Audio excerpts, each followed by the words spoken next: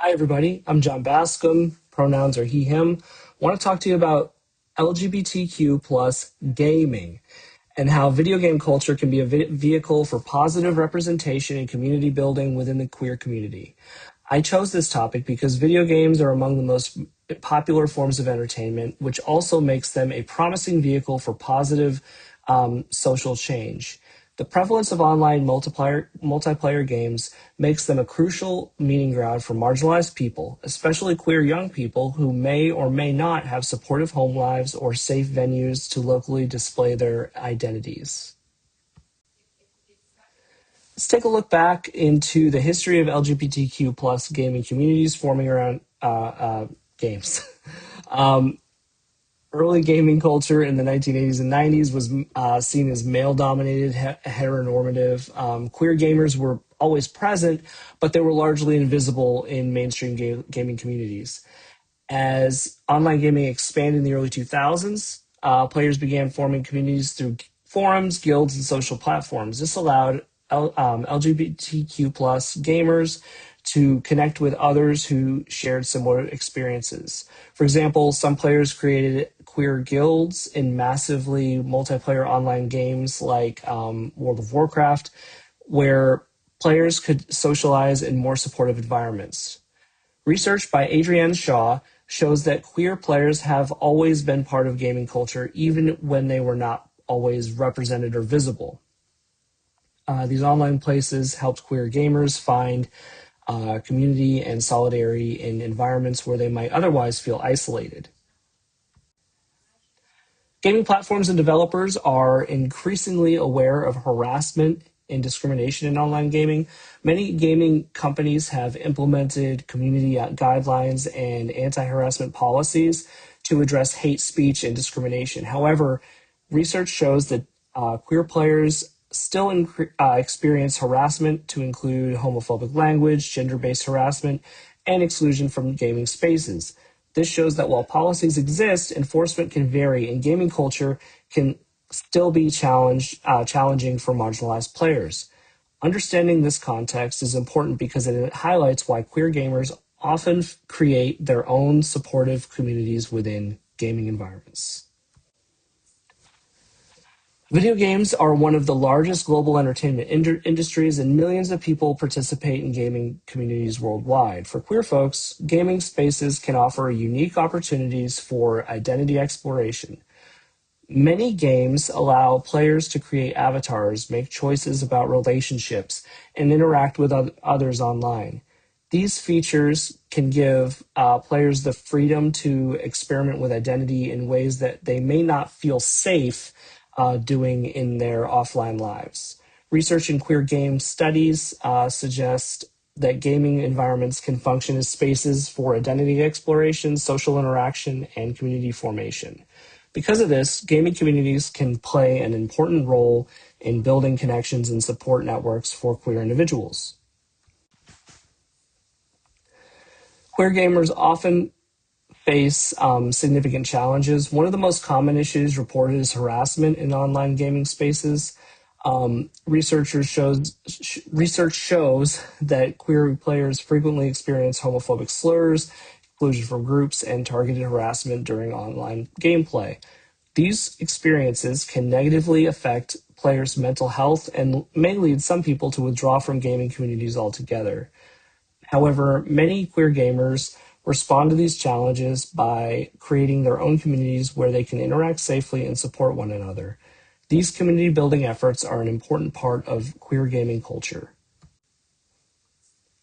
Even though harassment exists in gaming spaces, players have created many inclusive communities.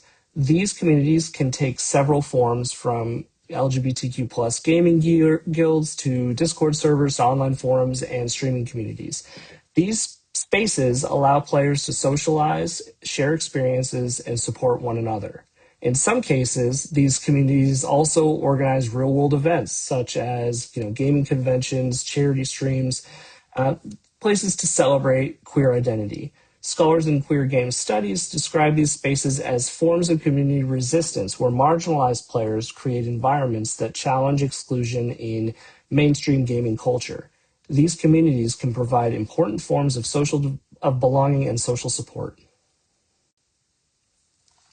So historically, queer characters were rarely included in video games.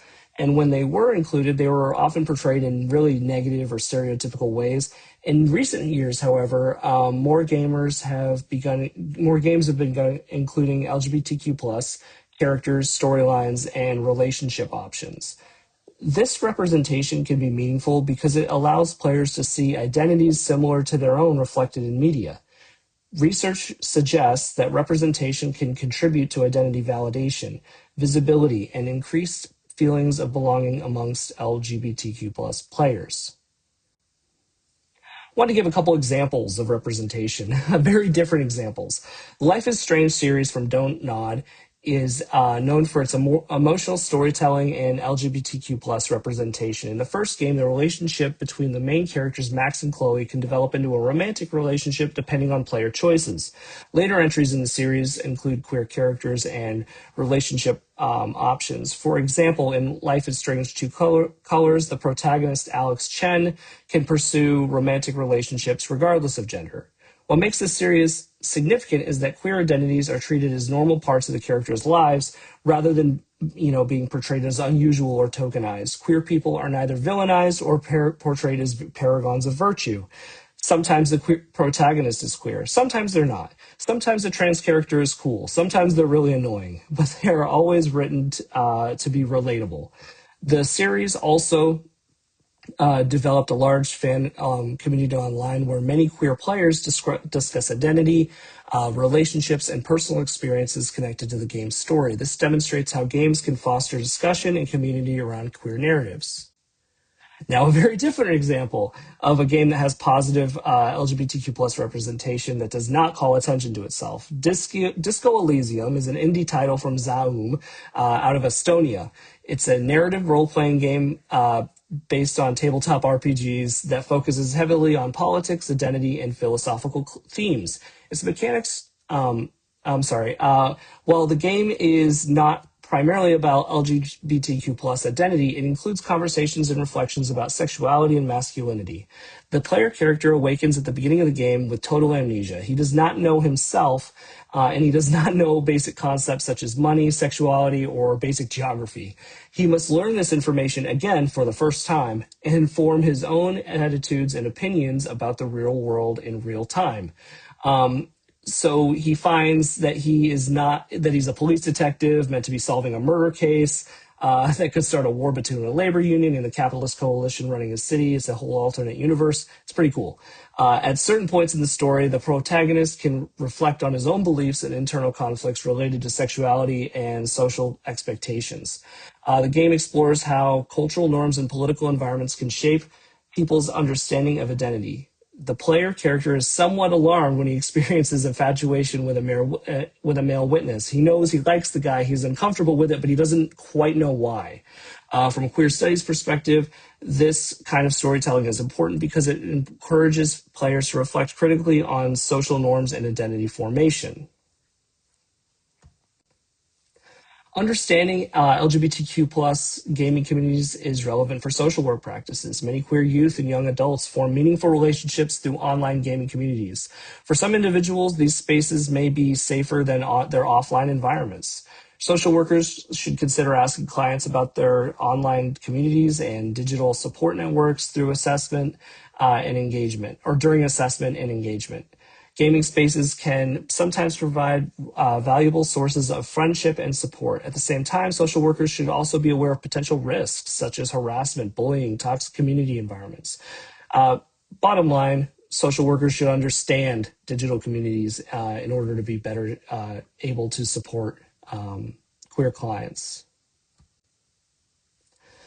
I'd like to highlight 3 resources that might be helpful for LGBTQ plus individuals. Gay Gaming Professionals is an organization that connects LGBTQ plus gamers and professionals through networking events and community programs. GamerX organizes gaming events and conventions, so it's a lot more in person.